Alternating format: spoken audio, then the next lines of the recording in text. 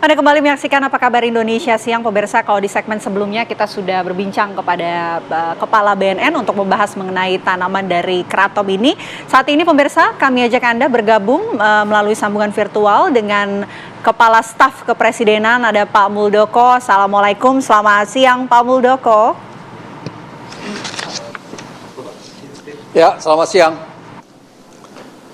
Oke, Pak Muldoko, ini pada rapat terbatas antara Presiden Joko Widodo bersama dengan Menteri, ini membahas mengenai legalisasi dari tanaman kratom. Ini kemudian hasil dari rapat bersama dengan Presiden ini seperti apa, Pak? Mungkin bisa dijabarkan terlebih dahulu. Ya, ada 3 hal yang dibicarakan dalam rapat terbatas itu, bukan hanya legalitas. Tapi yang pertama ada legalitas. Yang kedua tata kelolanya, berikutnya adalah tata niaganya seperti apa. Itu untuk legalitas teman-teman sekalian perlu kita ingin memastikan sebenarnya seperti apa sih sebenarnya kratom pengaruhnya terhadap kesehatan. Maka kantor KSP telah memberi tugas kepada Kepala BRIN, Badan Riset dan Inovasi Nasional, untuk melakukan riset atas kratom itu.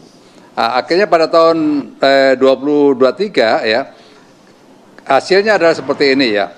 Terhadap kandungan kimia daun kratom serta riset observasi klinis pada masyarakat pengguna kratom di Kapuas Hulu, Provinsi Kalimantan Barat, menunjukkan bahwa kandungan kratom memiliki senyawa aktif utama metraginin yang berpotensi menghasilkan efek psikoterapik. Selain itu juga analgesik. Berikutnya dalam observasi penggunaan kratom bagi masyarakat menunjukkan potensi yang kecil bahwa konsumsi kratom akan menyebabkan efek ketergantungan. Maksud saya begini, kita harus berangkat dari sisi ilmiahnya. Jangan kita hanya melarang kratom, tapi kita tidak tahu sesungguhnya kandungan kratom yang jumlahnya seperti apa akan membahayakan.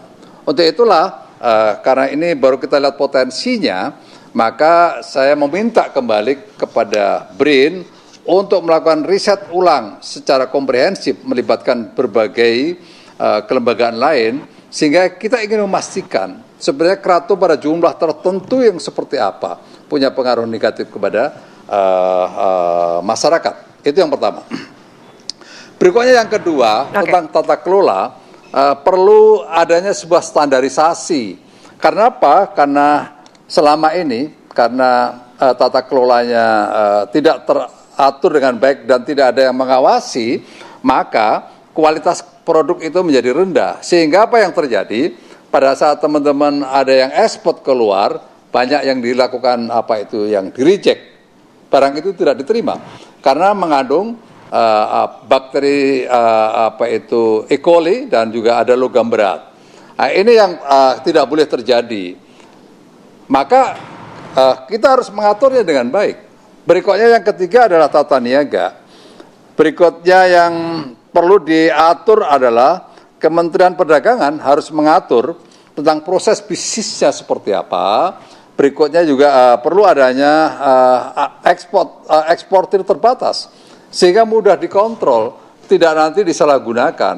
Itu. Berikutnya arahan dari Pak Presiden, kita harus mengangkat manfaatnya semaksimal mungkin.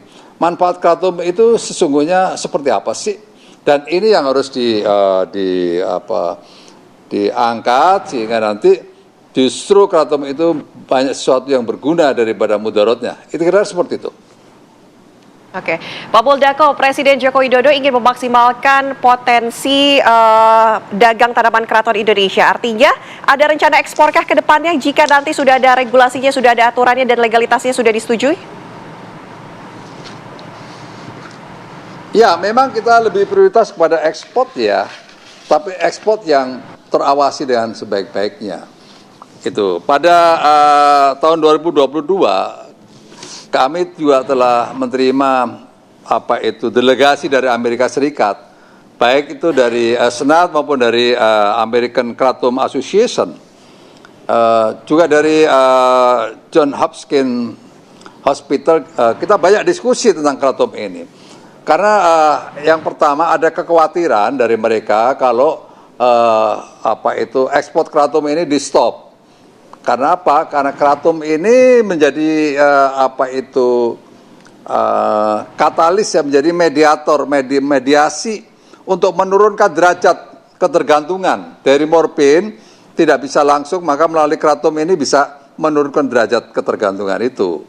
Berikutnya yang kedua juga dari pihak American Kratom Association itu juga perlu adanya itu tata kelola yang baik, sehingga jangan sampai ada lagi yang teman-teman yang ekspor ke Amerika itu dikembalikan. Ini sangat baik mereka memberikan masukan-masukan kepada kita. Jadi tujuan ekspor yang menjadi prioritas sesungguhnya. Oke, sambil menunggu nanti hasil riset begitu sampai dengan legalitas dari tanaman kratom ini keluar, Pak Muldoko, mungkinkah pemerintah juga sudah membuat pemetaan begitu wilayah mana saja yang nanti akan diizinkan untuk menjadi komoditas dari tanaman kratom ini? Ya, sebenarnya kratom ini potensi budidayanya sangat besar ya. Ini tumbuh di berbagai daerah, ada di Sumatera, berikutnya ada di Kalimantan Barat, ada di Sulawesi, sebagian ada di Papua. Tapi yang lebih banyak bertumbuh itu di Kalimantan Barat ya, di Kapuas Hulu. Bisa saya ilustrasikan ya, ada 18.120 petani yang hidupnya tergantung ke kratom ini. Berikutnya ada 44,5 juta pohon kratom. Secara environment, secara lingkungan, pohon ini betul-betul menjadi buffer ya, buffer zone bagi kelestarian lingkungan ya, khususnya sumber-sumber air ya. Berikutnya ada 46,7 ribu hektar luasnya tanaman kratom ini. Dan karena melihat potensi yang besar, akhirnya banyak petani di sana yang budidaya, yang bisa bukan sekedar bertumbuh secara liar, tapi mulai ada budidaya tentang penanaman kratom ini sendiri. Itu sebenarnya lebih di Kalimantan Barat, gitu. Oke. Pak Muldoko, pendapat pemerintah ini bagaimana? Ketika kratom ini memang ada juga masyarakat yang menggunakannya sebagai obat-obatan, namun ada juga yang berefek candu begitu, seperti morfin, dikatakan oleh tadi Kepala BNN. Anda melihatnya seperti apa? Apa kemudian nanti akan diregulasinya dibetulkan atau mungkin dibatasi atau seperti apa ini? Ketika kita juga tentunya akan ekspor ya, tadi seperti yang Pak Muldoko sampaikan. Iya, begini loh, di masyarakat Kalimantan Barat itu minum kratom itu hari-hari bagi mereka. Buktinya juga dampaknya nggak banyak berdampak. Dan ini sesuai dengan hasil observasi juga mengatakan bahwa bagi masyarakat menunjukkan potensi yang kecil bahwa konsumsi kratom akan menyebabkan efek ketergantungan. Ya nggak usah kratom lah, kita tembakau juga memberikan efek ketergantungan. Kopi juga kalau berlebihan juga nggak bagus. Jadi yang penting adalah bagaimana diatur dengan baik. Berikutnya kalau itu menjadi komoditas ekspor, maka harus diawasi dengan baik dan terkontrol sehingga nanti tidak ada penyalahgunaan atas penggunaan kratom itu. Oke. Tapi Pak, sejauh ini untuk kemudian menentukan bagaimana legalisasi dari tanaman kratom ini, pemerintah standarisasinya ini mengacu pada apa Pak? Apakah juga melihat negara-negara tetangga seperti Malaysia, Thailand, ataupun negara-negara lain yang ini bisa dikatakan ada yang legal dan juga mengatakan bahwa tanaman kratom ini masuk ke kategori ilegal, Pak Muldoko? Ya, memang di dunia ini ada 30-an negara lah kurang lebih yang melarang, tapi juga ada lebih dari 20 negara yang mengizinkan. Itu. Jadi di Amerika sendiri juga begitu, ada negara bagian yang memang melarang, tapi banyak negara bagian yang mengizinkan atau bahkan masih bersifat abu-abu. Itu. Jadi ya kita akan mengikuti bagaimana perkembangan di dunia. Kalau memang itu nyata-nyata tidak merugikan bagi kita dan bagi penerima ya kenapa enggak? Karena kita melihatnya dari sisi kemanusiaan. Bagi orang-orang yang mempunyai ketergantungan kecanduan atas morfin dengan kratom ini bisa menurunkan derajat ketergantungannya itu. Oke. Kalau itu menjadi tujuan, saya pikir juga salah satu upaya untuk membantu. Oke, Pak Muldoko, ketika budidaya kratom ini mulai dilirik, artinya ekonominya bernilai tinggi begitu ya. Pendapatan negara ini bisa sampai berapa, Pak? Ya, sebenarnya ekspor kita belum begitu besar ya, karena satu, ini masih masuk dalam gray area abu-abu yang belum ditata tata niaganya, sehingga ya orang ekspor sekarang beralasan itu dari teh, hijau dan seterusnya. Nah, akhirnya karena nggak punya standarisasi yang bagus, di reject dari sana.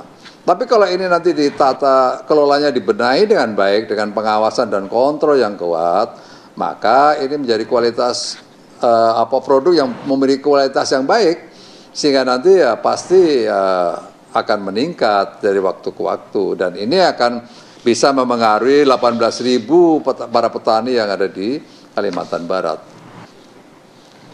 Oke, baik. Oke, kalau estimasi sedikit Pak, kira-kira pendapatannya meningkat berapa persen, Pak Muldoko? Ya, saya pikir bisa 100% ya kalau semuanya ditata dengan bagus ya.